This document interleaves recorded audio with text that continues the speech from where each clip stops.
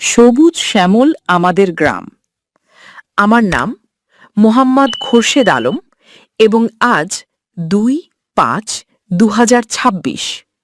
গ্রাম পাহাড় পাবুইজান, জেলা ময়মনসিংহ, উপজেলা মুক্তাগাছা।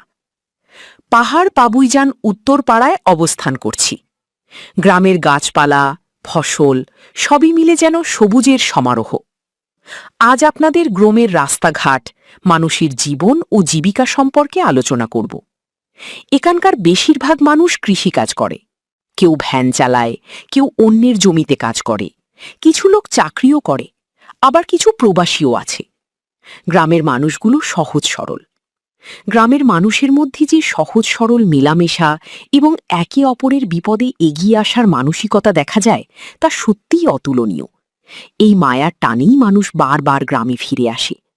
এখানে কলা, ধান, পেয়ারা, লাউ, কুমড়া, শশা, লেবু ইত্যাদি চাষ হয়। আমাদের গ্রাম লেবুর জন্য বিখ্যাত। এখানকার অনেক চাষি লেবু চাষ করে কোটিপতি হয়েছে অনেকে। আমাদের গ্রামে ১০,০০০ মানুষ আছে। গ্রামের পাশ দিয়ে বানান নদী নামে নদী আছে, যা ব্রহ্মপুত্র নদ থেকে উৎপত্তি হয়ে জামালপুর দিয়ে প্রবেশ করেছে। নদীতে অনেক মাছ পাওয়া যায়। এখানকার মানুষগুলো বন্ধুসুলভ, বেশিরভাগ মুসলিম, কিছু অমুসলিমও আছে। আমরা সবাই মিলেমিশে থাকি।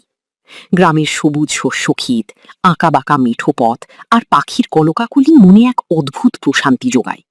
প্রকৃতির এই শুদ্ধ রূপ শহরের যান্ত্রিকতায় পাওয়া অসম্ভব। শহরের কোলাহল থেকে দূরে গ্রামের শান্ত পরিবেশে মানুষ নিজের হারিয়ে যাওয়া সত্তাকে খুঁজে পায়। গ্রামে ফিরলেই শৈশব কৈশোরের স্মৃতিরা নতুন করে বেঁচে ওঠে এবং মন আবেগে ভরে যায়। আধুনিক যুগের জটিলতা গ্রামের সহজ সরল জীবনের কাছে হার মানে। সেখানে ঘড়ি দেখি জীবন চলে না, বরং প্রকৃতির ছন্দে জীবন বই চলে। প্রতিবেশীর সাথে এক কাপ চা বা বিকেলের আড্ডা যে সামাজিক বন্ধন তৈরি করে, তা আধুনিক ফ্ল্যাট কালচারে বিরল। জীবনের কঠিন সময়ে বা যান্ত্রিক জীবনের ক্লান্তিতেই গ্রাম আমাদের পরম মমতায় আগলে রাখে। মায়ের কোলের মতো গ্রামও আমাদের সব ক্লান্তি মুছে দিয়ে নতুন করে বাঁচার শক্তি দেয়।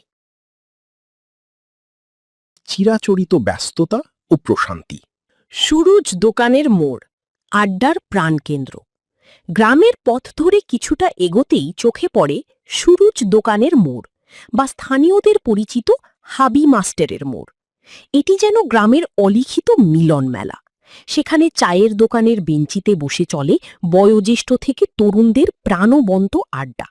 ধোঁয়া ওঠা চায়ের কাপে চুমুক দিতে দিতেই সেরে নেওয়া হয় দিন দুনিয়ার গল্প আর পাড়াপড়শির খোঁজ খবর। ফসলের মাঠ ও সোনালি ধান। মোড় পেরিয়ে সামনে এগোতেই দৃশ্যপট বদলে যায়। দুপাশে অবারিত ফসলের মাঠ, যেখানে সবুজের সমারোহ চোখ জুড়িয়ে দেয়। এখন ধান কাটার মৌসুম। রোদে পোড়া শরীরে কৃষকরা ব্যস্ত সোনালি ফসল ঘরে তুলতে। তাদের কাস্তের শব্দ আর খামারে ধান নেওয়ার তোড়জোড় গ্রামের কৃষিভিত্তিক অর্থনীতির এক উজ্জ্বল প্রতিচ্ছবি। ইট ভাটার কর্মব্যস্ততা। সবুজ মাঠের পাশেই দেখা মেলে ইটের ভাটার। সেখানে চিমনি দিয়ে ধোঁয়া উঠছে আর শ্রমিকরা ব্যস্ত কাঁচা ইট পোড়াতে। গ্রামের অবকাঠামো উন্নয়নের এই নীরব কারিগরদের কর্মচাঞ্চল্য এলাকাটিতে একটি ভিন্ন মাত্রা যোগ করেছে। শিক্ষার আঙিনা। পাহাড় পাবুইজান স্কুল। পথের ধারেই অবস্থিত পাহাড় পাবুইজান প্রাথমিক ও উচ্চ বিদ্যালয়। ক্লাসের খোলা জানালা দিয়ে ভেসে আসা শিক্ষার্থীদের গুঞ্জন আর শিক্ষকদের পাঠদানের শব্দ জানান দেয় গ্রামের ভবিষ্যৎ গড়ার লড়াই চলছে। সুশৃঙ্খল পরিবেশে ক্লাস চলছে, যা গ্রামের শিক্ষা ও অগ্রগতির চিত্র তুলে ধরে। উপসংহার: পাহাড় পাবুইজান গ্রামটি যেন একটি চলন্ত ছবির মতো। এখানে যেমন আছে চায়ের দোকানের নির্মল আড্ডা, তেমনি আছে কৃষকের পরিশ্রম আর আগামীর কারিগরদের বিদ্যাচর্চা।